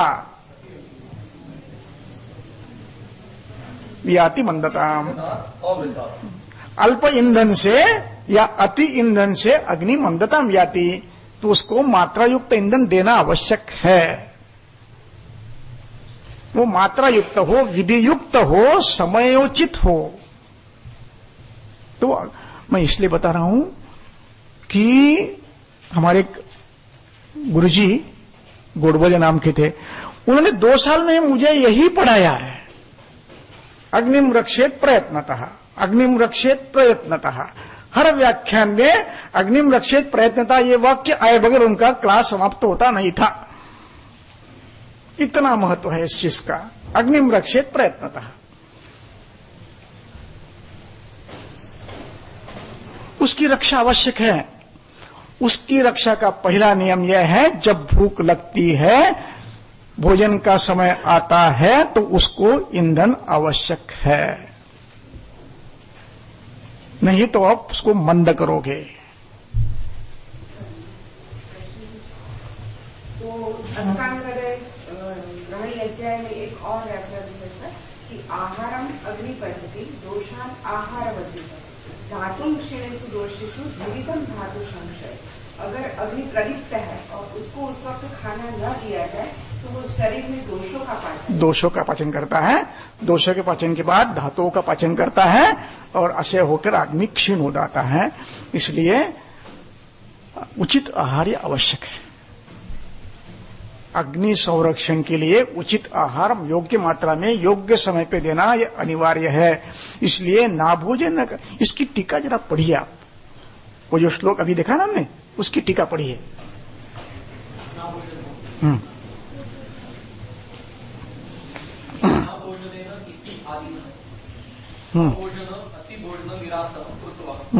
अन्न सम्यक प्रयोगस्य अग्निजनकताम् आह। सम्यक प्रयोग अग्निजनक है। आगे अभोजनेन इति अनेन अभोजनम अल्पभोजनम अल्पभोजनम भी गृह्यते। अल्पभोजनेन अपि कायाग्नि अधिप्यते। तो भोजन कैसा चाहिए? मात्रा युक्त ही चाहिए, न हीन न अधिक। इष्ट गंध वर्ण रस स्पर्श युक्त मात्रा युक्त आहार चाहिए। ये इष्ट गंध वर्ण रस ये सभी गुण अग्नि को प्रारंभ से ही दीप्त करते हैं। देखने के बाद आप देखते हो तो भूख लगती है, बढ़ती है। जबान पे रखते हो तो भूख बढ़ती है। इस ढंग से इष्ट गंध वर्ण रस स्पर्श भी अग्निदीपक है, मानसिक प्रभाव डालते हैं। इसलिए मात्रा युक्त। ना भोजन कायाग्नि। आगे अभोजनात् अजीर्ण भोजनात्, वो तो आपने देखा सुबह। उसके बाद विषमाशनात्। विषमाशन की व्याख्या, उत्तम व्याख्या विषमाशन जन्य राजयक्ष्मा में दी है। निदान स्थान में विषमाशन जन्य राजयक्ष्मा का जो वर्णन है उसमें विषमा अग्नि विषमाशन किसको कहते हैं इसका स्वच्छ वर्णन किया है, संशयातीत है। पेज नंबर 221 निदान अध्याय 6 सूत्र 10।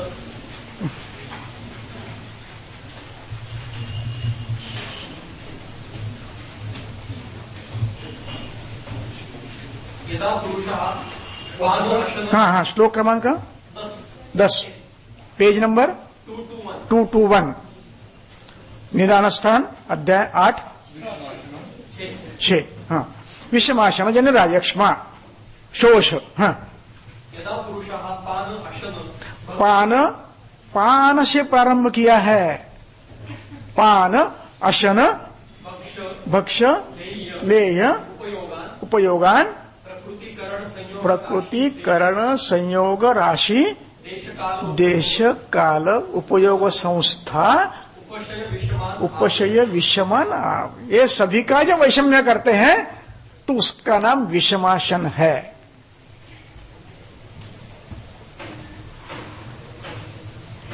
यदि मैं दूध नित्य सेवनीय है इसलिए सुबह उठ के पीता हूं तो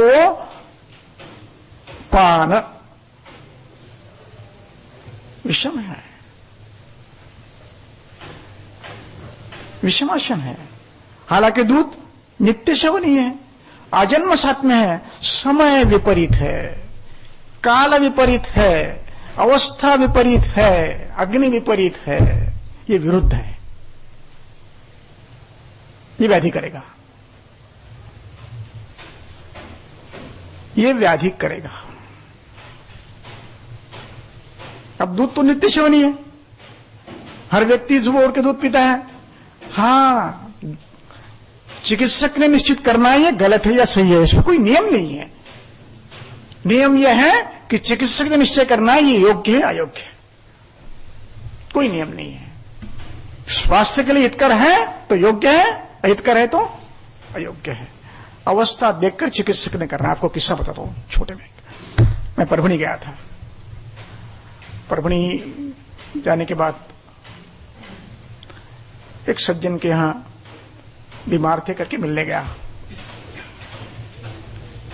पुरानी पहचान थी, कुछ संबंध भी थे, पारिवारिक संबंध भी थे।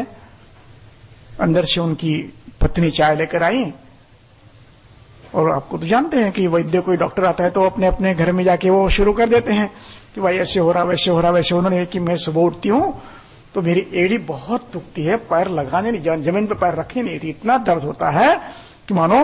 और डॉक्टर के पास गए तो वो तो इंजेक्शन दो, हड्डी बड़ी है, ये है, बड़े हैं। मैं क्या करूं? मैंने कहा मैं जो बता रहा हूं ना, इसमें एक वाक्य भी अतिशयोक्तिपूर्ण नहीं है। मैंने उनसे सिर्फ ये पूछा, सुबह चाय पीती हो? हाँ। चाय प्योर दूध की होती है या पानी की होती है?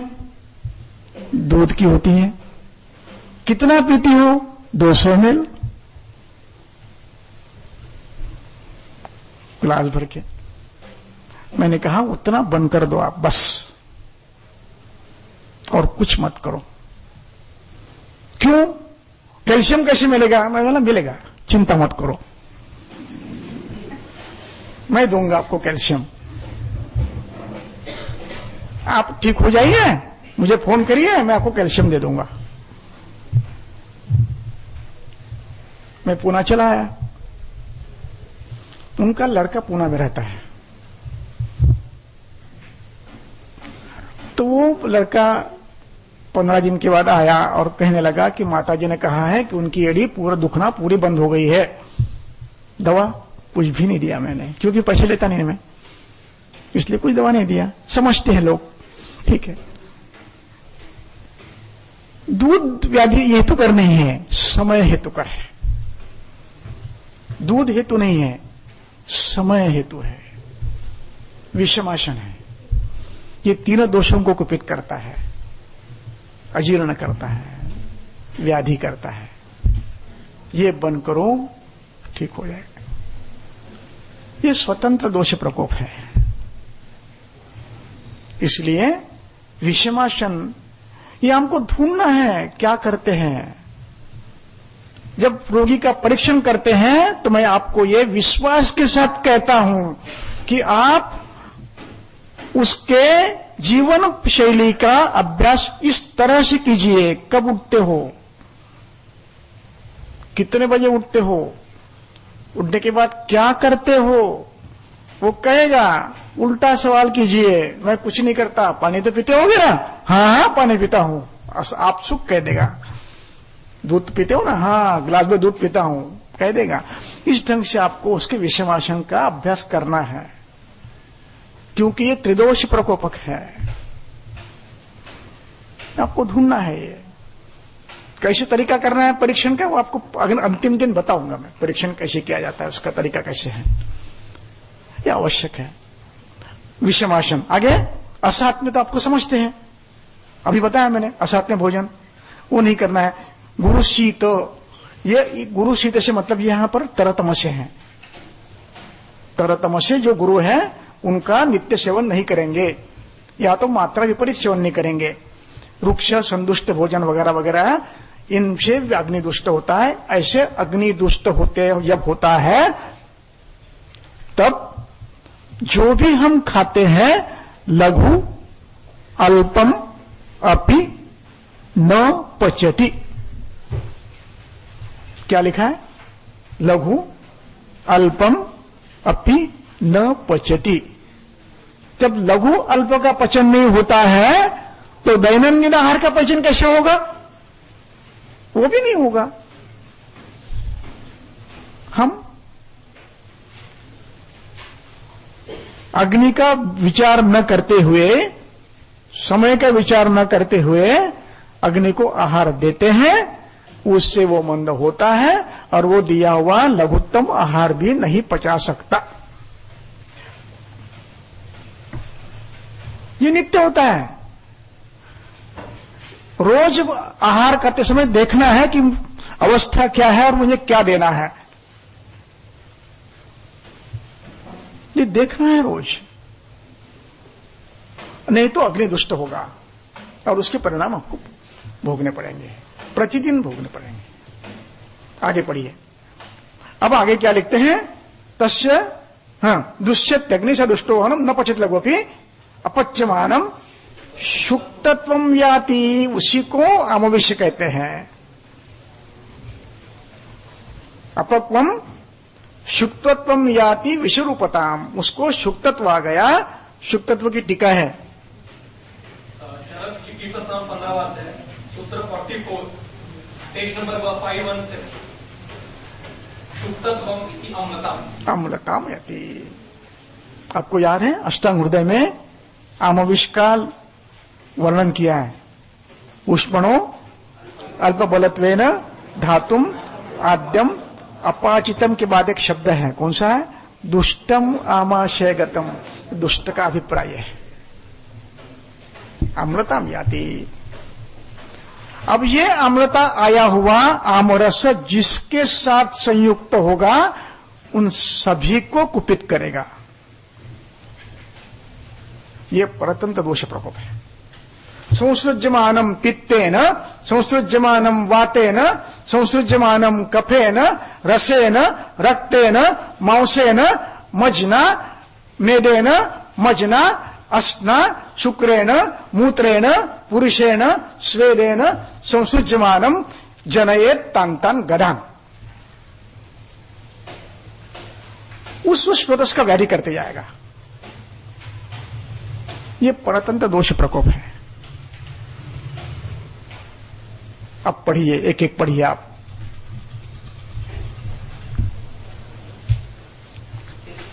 तस्लिंगम के छोड़ दीजिए उसको। संसृज्यमानम पित्तेन, सूत्र क्रमांक 47 पेज नंबर 51 से। संसृज्यमानम पित्तेन दाहम तृष्णा मुखामया। मुखपाक, मुखपाक होता है, दंतपाक होता है, उपकुश होता है, गलपाक होता है। ये परतंत्र पित्त प्रकोप है। अजीर्ण एक कारण है, अग्निदुष्टि ये कारण है। आहार की विशेष गलत उपयोग से अग्निदुष्ट होता है, अग्निदुष्टि से अजीर्ण होता है, अजीर्ण से आमवेश होता है, आमवेश पित्त से संश्लिष्ट होता है। जनयति आमयान पित्तजांश अपरान गदान। अन्य भी होते हैं, मुखपाक जैसे कहा वैसे अन्य पाक भी हो सकते हैं। आगे जनयति अम्लपित्तम च, अम्लपित्तम च, अम्लपित्त की परतंत्र संप्राप्ति यहां पर है। आगे पित्तजांश अपरान गदान। आगे यक्ष्म पीनस मेहादि, यक्ष्मा पीनस मेह, इनमें भी दोष प्रकोप परतंत्र भी हो सकता है। कफ संग, कफ के साथ संगत हुआ तो प्रमेय होगा। ये परतंत्र दोष प्रकोप भी होगा, स्वतंत्र भी होगा। अपने अपने हेतु से श्लेष्मा वृद्ध है और वो आम संश्लिष्ट हुआ है। श्लेष्मा वृद्ध भी है, श्लेष्मा आम संश्लिष्ट भी है। ये परतंत्र दोष प्रकोप है।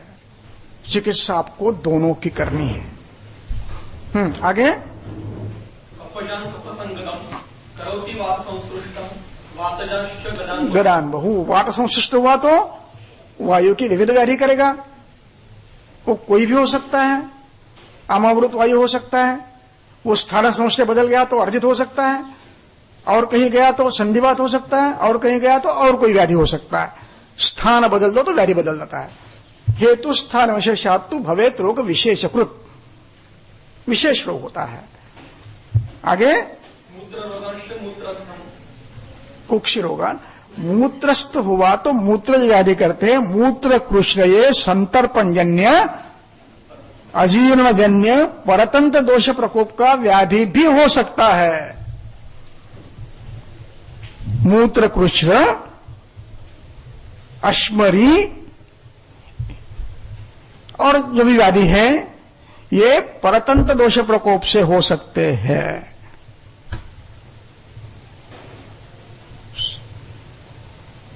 अश्मरी अध्याय में सुश्रुत के अश्मरी के हेतुओं में श्लेष्मा हेतु साथ साथ अध्यशन, विरुद्धासन, अजीर्णासन ये भी हेतु दिए हैं।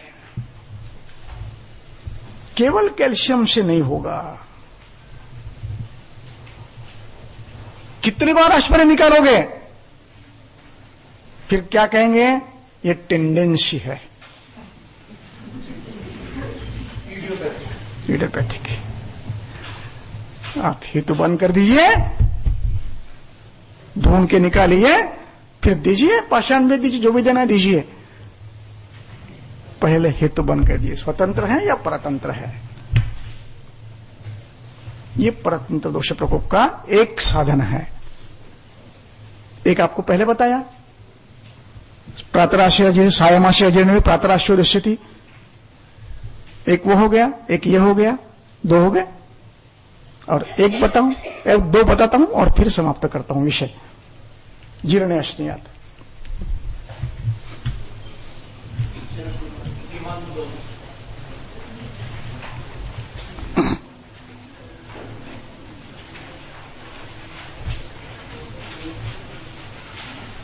विमान स्थान 1 सूत्र क्रमांक 25 का 4 पेज नंबर 237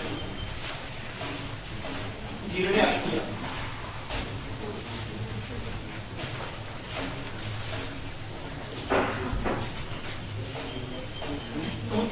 पेज नंबर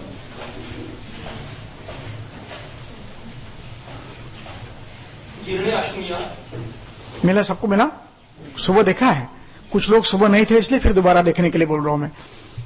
कुछ नए आए हैं तो उन्होंने नहीं देखा होगा इसलिए फिर देखना एक बार। क्या लिखा है? जीर्णे अश्नियात अजीर्णे ही भुंजानस्य आद्य अपरिणत आहारसम उत्तरेण आहारेण उपसृजत।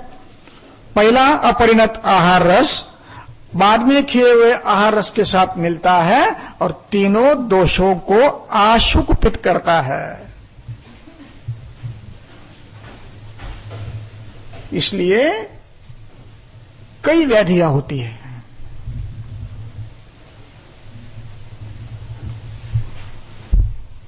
उदर्द, अम्लपित्त, आमवात, हाइपरटेंशन, स्थौल्य, विद्रधि, भगंदर, मूत्रपृष्ठ, कुछ भी हो सकता है। आपको यह देखना है परिपत्रक में जीर्ण अश्नियात है या नहीं, ये देखना है। उसके लिए अलग ये बनाना है, तरीका बनाना है कि इतना इतना करने के बाद भोजन करते हो या उसके पहले करते हो या उसके बाद करते हो। कालाचित ये इसका एक एंट्री करनी है। यदि है तो ये व्याधिकर हेतु है। अजीर्ण पोषण अध्याय 2 विमानस्थान अध्याय 2 श्लोक क्रमांक हाँ मूर्ता नाम आहार जाता नाम नंबर 238 सूत्र नंबर 7 चरक विमानस्थान अध्याय 2 7 का बीच की लाइन है। अतिमात्रम पुनः बात था बता निकालने दो लोगों को। मिला? अतिमात्रम पुनः सर्वदोष प्रकोपण विच्छन्ति कुशलाः। सर्वदोष प्रकोपण मुच्छन्ति कुशलाः। तीनों दोषों का कोप करता है। कैसे करता है? यो ही मूर्तानाम आहार जातानाम सौहित्यम गत्वा द्रवै ही तृप्तिम आपद्यते। भोजन तो पूरा कर लेता है, भोजन के बाद 2 लोटा पानी पीता हूं मैं, नहीं, सब मिलकर भोजन करना है। त्रिविध कुक्षी में 2 कुक्षी जल के द्रव के साथ। ये नहीं पीते हैं ना, उल्टा करते हैं तो त्रयो दोषा युगपत प्रकोपम आपद्यन्ते। 3 दोषों का प्रकोप युगपत होता है। ये ग्रंथकार ने क्यों लिखा है? अनुभव किया है इसलिए लिखा है, प्रत्यक्ष दर्शनार्थ लिखा है। स्पेसिफिक लिखते हैं, यो ही मूर्तानाम आहार जातानाम सौवित्यम गत्वा द्रवैहि तृप्तिम आपद्यते, इतना स्पेसिफिक लिखते हैं बिना अनुभव के नहीं। और ये ब्रह्मदेव कहने के लिए इतना समय नहीं था उनके पास, पदई अल्पई कहा उन्होंने। ये हमने विकसित किया है, अनुभव के साथ विकसित किया है। इस ढंग से आपको देखना है कि दोष प्रकोप स्वतंत्र है या ऐसे और भी हेतु मिल सकते हैं आपको, जैसे आवरण है, ये परतंत्र दोष प्रकोप है। षोडशाम अतिविवृतत्वात्, स्रोतसों का अतिविवृतिकरण हुआ है, जैसे इसमें होता है ना, श्वास का उत्तरकालीन अवस्था क्या होती है? एल्वोलाई डायरेक्ट हो जाते हैं, ब्रोंकेटेसिस, हाँ, अतिविवृतत्वात् षोडशाम, ये भी क्या वैगुण्य है, इससे भी दोष प्रकोप हो सकता है। अतिसंकोचात्, उससे भी हो सकता है। ऐसे कई कारण हैं, तो ऐसे अन्य भी कारण हो सकते हैं, आपको ढूंढने का निकालने हैं। ऐसे कौन से हैं कि जो परंतर दोष प्रकोप करते हैं? तात्पर्य यह है कि जहां अपने खुद के हेतु नहीं है वो परतंत्र है। और परतंत्र हेतु निकालते हुए आपने जब देखे इसका पूरा इतिहास दोगे तो आपको ध्यान में आएगा, ये विरुद्ध है, ये देश विरुद्ध है, ये काल विरुद्ध है, ये अग्नि विरुद्ध है, ये उपहार विरुद्ध है, परिहार विरुद्ध है, ये अमका विरुद्ध है, ये सब आपको ध्यान में आ जाएगा। उसको आप बारू करिए, वो सभी परतंत्र दोष करने वाले हैं, निकाल के बाजू रख दिए और फिर आपको जो करना है चिकित्सा करिए। इस ढंग से आपको हर व्यक्ति में दोष प्रकोप स्वतंत्र या परतंत्र करना है। ठीक है, अभी 15 मिनट बाकी है, ले सकता हूं मैं? संसर्ग सन्निपात मीमांसा चरक मीमांसा अध्याय 6 सूत्र क्रमांक 11 पेज नंबर 254।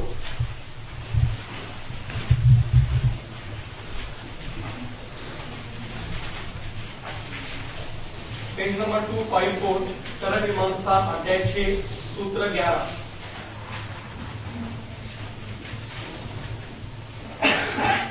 तत्र अनुबंध्य, हाँ, पढ़ो। तत्र अनुबंध्य अनुबंध्य समन्विताः, मिला? अनुबंध्य लक्षण समन्विताः, तीसरी लाइन। हाँ, अनुबंध्य लक्षण समन्विताः, तत्र यदि दोषा भवन्ति हाँ, तत्त्रिकम् तत्त्रिकम् सन्निपातमाचक्ष्यते द्वयम् वा संसर्गः। संसर्गः। अर्थ समझ में आया क्या? नहीं? क्यों, क्या प्रॉब्लम है? अनुबंध समन्विता पर प्रॉब्लम है ना? अनुबंध समन्विता का मतलब है स्वतंत्र दोष प्रकोप।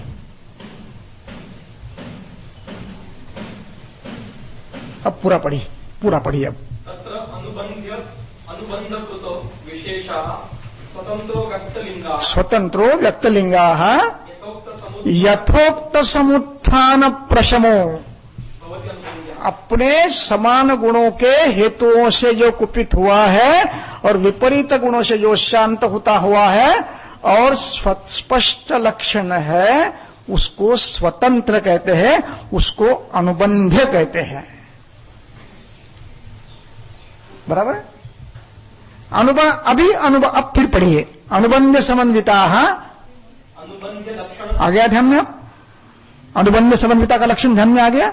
अनुबंध समन्विता यदि अपने खुद के हेतु है, उससे उपशय, विपरीत से उपशय मिलता है, स्पष्ट लक्षण है, और ऐसे दो दोषों को संसर्ग कहते हैं, तीन को सन्निपात कहते हैं।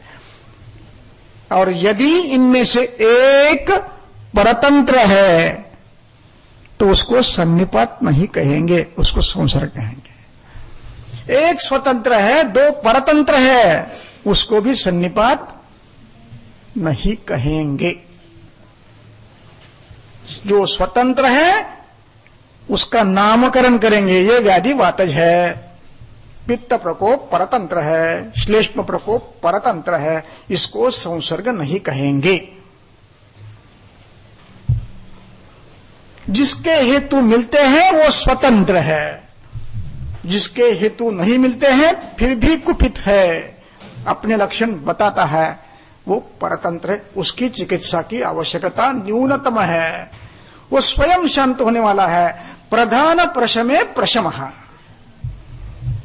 अप्रधानों का प्रशम अपने आप होता है, प्रधान का प्रशम कर लिए हैं। जैसे आपने कहा कि गुल्म वात जो गुल्म है दहन करिए, वो श्लेष्म पित्त जो रुके हैं वो अपने आप शांत हो जाते, नहीं जाते हैं तो एक विरेचन दे दीजिए बस। बड़े भाई को पकड़ लीजिए, छोटे भाई को शांत हो जाता है।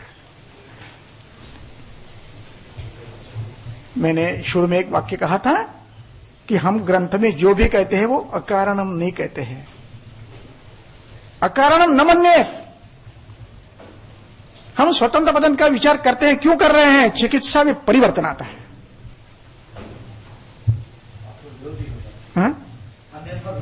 विरोधी गलत भी होता है, इसलिए ये आवश्यक है कि दोष प्रकोप स्वतंत्र है या परतंत्र है। हमारे एक मित्र हैं, मैं ये किस्सा बार बार बताता हूं और जिन्होंने कई बार सुना है वो मुझे क्षमा करेंगे। आप कहेंगे ये तो आप ये किस्सा बार बार बताते हो, लेकिन इससे अच्छा दूसरा किस्सा मुझे मिला ही नहीं अब तक, मैं भी क्या करूं। हमारे एक मित्र हैं, हमारे यहीं के जामनगर के ही प्रोडक्ट हैं, हमारे ज्येष्ठ अध्यापक थे, सहकारी थे, उनका नाम था पाटनी, एमएस पाटनी, मगनलाल पाटनी। वो हमारे मित्र थे, हमारे सीनियर थे, काफी सीनियर। वो प्रोफेसर थे और मैं लेक्चरर था। एक दिन हमारी क्लिनिकल मीटिंग होने की थी, लेले साहब दिन थे और मीटिंग को समय था, हम बाहर खड़े थे। ये आए अकस्मात और मुझे कहने लगे, यार तेरा आयुर्वेद कैसा है रे? मैं बोला क्यों, क्या बात है? अरे बोले मुझे सन्निपात हो गया, मर जा रहा हूं मैं अब। बड़े ये क्या बोलते उसको आप, मराठी में कहते हैं विनोदी थे, तो हंसी मजाक करने की आदत थी उनकी। तो अरे आप बस मेरा सन्निपात हो गया, मैं मरने वाला हूं, त्रिदोष प्रकोप हुआ है। मैंने बोला क्यों भाई, क्या? अरे देखो मुझे सिर में दर्द हो रहा है, नाक में से पानी आ रहा है, बुखार भी है, वात प्रकोप है, पित्त प्रकोप है, कफ प्रकोप है। अब मेरा कोई ठीक नहीं, मैं घर नहीं जो पहुंच पाऊंगा, कुछ करते हो तो करो। मैं घबरा गया क्षण भर के लिए। सही है, अरे ये सन्निपात नहीं है, ये श्लेष्म प्रकोप है। ये स्वेदावरोध से उष्मा बड़ा है और अवरोध से अंगमर्द है, आमावरोध से अंगमर्द है, ये परतंत्र है। चिकित्सा कैसी करनी है? पाचन करनी है, उसके बाद दोष शमन करना है। स्वतंत्र प्रकोप भी है, परतंत्र प्रकोप भी है। सामावस्था ये परतंत्र है, श्लेष्म वृद्धि है स्वतंत्र है। श्लेष्म वृद्धि सामावस्था में आई है, पहले सामावस्था की चिकित्सा करिए, बाद में श्लेष्म वृद्धि की चिकित्सा करिए, अंगमर्द ठीक हो जाएगा, बुखार ठीक हो जाएगा। ये समझने के लिए ये पता है, नहीं तो हर व्याधि को सन्निपातिक कह देंगे हम और कह देंगे कि भाई तुम्हारा कुछ सही नहीं है। ऐसा न करिए, इसलिए ये बताया है, न कारणम मन्येत। अभी थोड़ा समय लूं, 10 मिनट और, थक गए तो रुक जाऊं। विद्यार्थी कुछ पूछना चाह रहे हैं तो ये 10 मिनट उसमें यूटिलाइज किए जाएं। ठीक है, हाँ, लेकिन एक बात पूछना है तो अभी जो बताया है उस पर पूछिए। हाँ? दूसरी बात, कई बार आप पूछोगे तो शायद मैं हर प्रश्न का उत्तर नहीं दे पाऊंगा, तो मुझे क्षमा करिए, क्योंकि मैं आप जैसे हूं, थोड़ा उन्नत हो, इतना ही फर्क है। हर प्रश्न का सवाल शायद मैं नहीं दे पाऊंगा, तो मुझे उसमें थोड़ा दुख तो होगा, लेकिन मैं चिंतन जरूर करूंगा उस पर। एक पुणे में एक ऐसे से ये हुआ था, तो हमने एक श्लोक ऐसे कुछ चल रहा था, तो जो व्याधि रुक्ष से शीत से ठीक नहीं होता, स्निग्ध से उष्ण से ठीक नहीं होता, उसको रक्तज मानिए। इस पर एक विद्वान ने, एक विद्यार्थी ने प्रश्न पूछ लिया। पहली बार सवाल आया, वो पहली बार आया। रक्त में ऐसा कौन सा परिवर्तन आता है कि जो रूपशाली गुणों से शांत नहीं होता है? अच्छा सवाल है, बहुत अच्छा सवाल है। ऐसा सवाल होना चाहिए। उस समय उत्तर नहीं दिया मैंने कहा उससे मुझे सोचना पड़ेगा। मैंने कभी ऐसा सवाल नहीं आया मेरे मन में और मैं उत्तर अब नहीं दे पा रहा हूं, सोचूंगा जरूर। इसलिए आप प्रश्न तो पूछ सकते हैं, लेकिन मेरी मर्यादा पर मुझे क्षमा करेंगे आप। पूछो, क्या पूछना?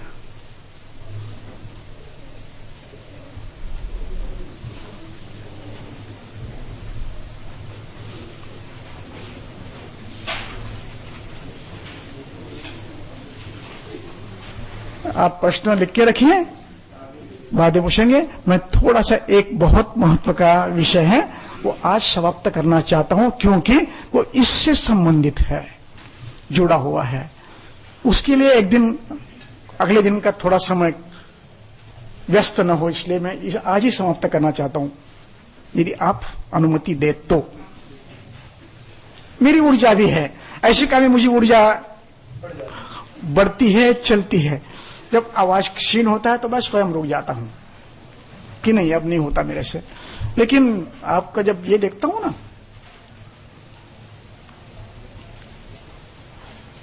उसको मराठी में कहते हैं शब्दाविण बोलने, बगैर बोले जो प्रतिक्रिया आती है ना, वो मुझे उत्साहित करती है। इसको आप मराठी में, हिंदी में बॉडी लैंग्वेज कहते हो। वो मुझे उत्साहित है कि ठीक है, कुछ और मैं बता सकता हूं तो बताऊंगा।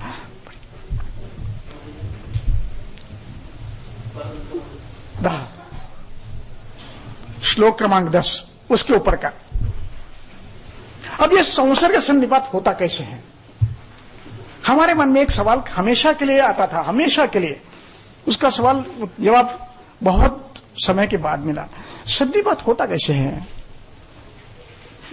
क्या हर व्यक्ति तीनों दोषों को कोप करने वाले सब हेतु एक साथ करता है? ऐसे कुछ छुटपुट सवाल मन में आते थे। उसका जवाब इस सूत्र में दिया है। वो बड़ा महत्वपूर्ण सूत्र है और ये सूत्र आपके चिंतन को प्रगल्भ कर देगा। दोष प्रकोप कैसे समझना है, संसर्ग कैसे समझना है, सन्निपात कैसे समझना है, वो आपको स्वच्छ कर देगा। इसलिए ये आवश्यक है। पढ़िए। अब चरक विमान स्थान 6 सूत्र 10 पेज नंबर 254। शारीर दोषाणाम एक स्थानीयानाम, एक ही शरीर में रहने वाले शारीर दोषों को सन्निपाता संसर्गो वा समान गुणत्वात्। किसके समान गुणत्वात्? आगे पढ़िए। दोषाणाम, दूषण ही समाना। जो हेतु है उनके गुण यदि दोषों के गुणों के समान है तो संसर्ग सन्निपात बनता है। मतलब एक भी हेतु कोई बनता है, उसका एक हेतु पित्तवर्धक है, एक गुण पित्तवर्धक है, एक गुण श्लेष्मवर्धक है, एक गुण वातवर्धक है, तो अंश कल्पना से तीनों दोषों का प्रकोप होगा, उसको सन्निपात कहेंगे। क्यों?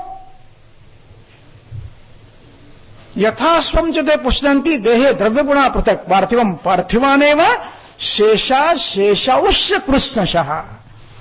आहार का परिणाम जब होता है, विपाक निर्माण होता है, तो पार्थिवादि द्रव्य व्यक्त होते हैं। वो पार्थिवादि द्रव्य अपने अपने अंश का शरीर में सबका पोषण करते हैं। पार्थिवम पार्थिवानेव अप्यान एव शेषांश कृष्णशः। यदि मैं पानी ज्यादा पीता हूं तो पानी पीने से पानी वाले जितने द्रव्य शरीर में है उन सबका पोषण दव गुण से होगा। कौन कौन है? रस, रक्त, मूत्र, स्वेद, क्लेद, लसिका, सबका पोषण होगा। और अतिरिक्त पीता हूं तो सब में परिवर्तन आएगा। अतिमात्रम पुनः प्रच्चावमानम शरीर,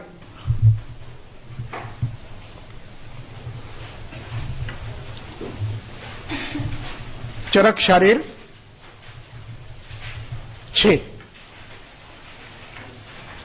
अंजलि प्रमाण जिसमें है शरीर विषय।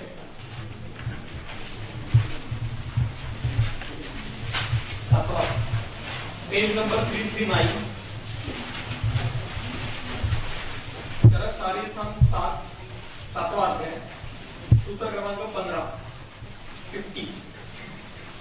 पेज नंबर 339 मेरा उसमें से हाँ 4th लाइन, नहीं पूरा पढ़ो। हाँ ठीक है, पढ़ो चलो।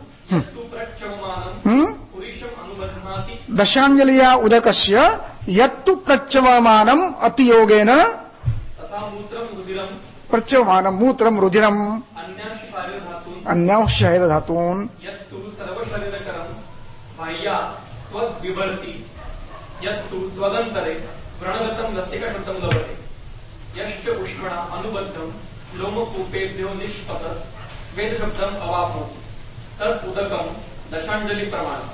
ये उदक है। ये जो अतिमात्रा में लेते हैं तो इन सब के उदक गुणों का बढ़ावा कर, द्रव गुणों का वृद्धि होती है। आर्तव भी, स्वेद भी, लसिका भी, श्लेष्मा भी, रस भी, रक्त भी, द्रव गुणों से उनका पोषण होता है। श्लेष्मा का भी, पित्त का भी। आपने सुबह देखा ना, दृश्यतोपि अतिमात्रम पीबतो श्लेष्म पित्ते विवर्धते। अतिमात्रा में उदक पान करते हो तो श्लेष्मा द्रवगुण से बढ़ेगा, पित्त द्रवगुण से बढ़ेगा।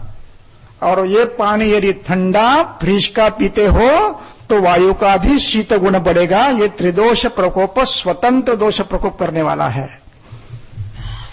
अंश कल्पना है।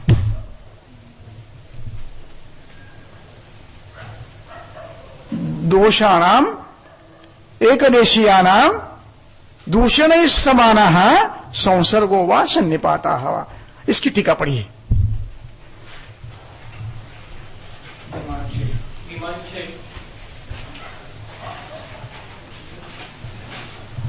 Page number 254,